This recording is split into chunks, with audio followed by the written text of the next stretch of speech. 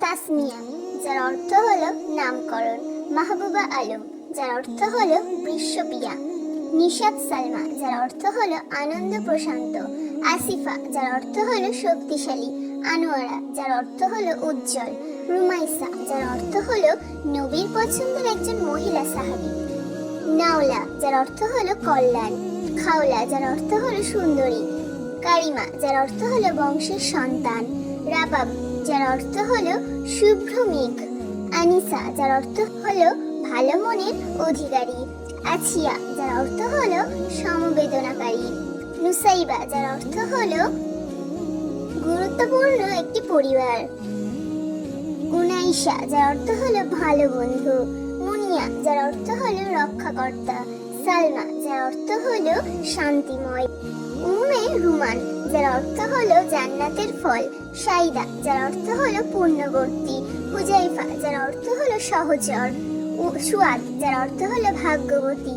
সাদিয়া, যার অর্থ হলো খাঁটি নির্বাচন। তাহসিনা, যার অর্থ হলো উত্তম। তাহিয়া, যার অর্থ হলো শুভেচ্ছা। তোহফা, যার অর্থ হলো উপহার। ইরতিফা, যার অর্থ হলো অনুমতি। সুলতানা, যার অর্থ হলো মহারানী। হালিমা, যার অর্থ হলো দয়ালু। শিরিন, যার অর্থ হলো সুন্দরী। শাহিনুর, যার অর্থ হলো চাঁদের আলো। মুবিনা, যার অর্থ হলো সুস্পষ্ট। জাকিয়া, যার অর্থ হলো পবিত্র। নাদিয়া, যার অর্থ হলো আহ্বান।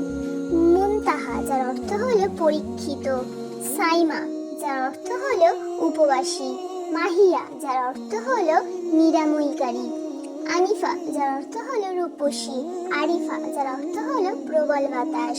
আফিফা, যার অর্থ হলো শান্তি। জাদিদা, যার অর্থ হলো নতুন। জামিমা, যার অর্থ হলো ভাগ্য। শাইমা, যার অর্থ হলো বিচরণকারী। সাফা, যার অর্থ হলো আরোগ্য। সাবিহা, যার অর্থ হলো দ্রুতগামী অস্ত্র। সিমরা, যার অর্থ হলো বিজয়ী। সুরাইয়া, যার অর্থ হলো সুন্দরী। মিহা, যার অর্থ হলো সফল।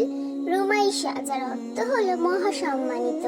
সখী, যার অর্থ হলো গল্প বা ইতিহাস। আবিদা, যার অর্থ হলো দুরন্ত।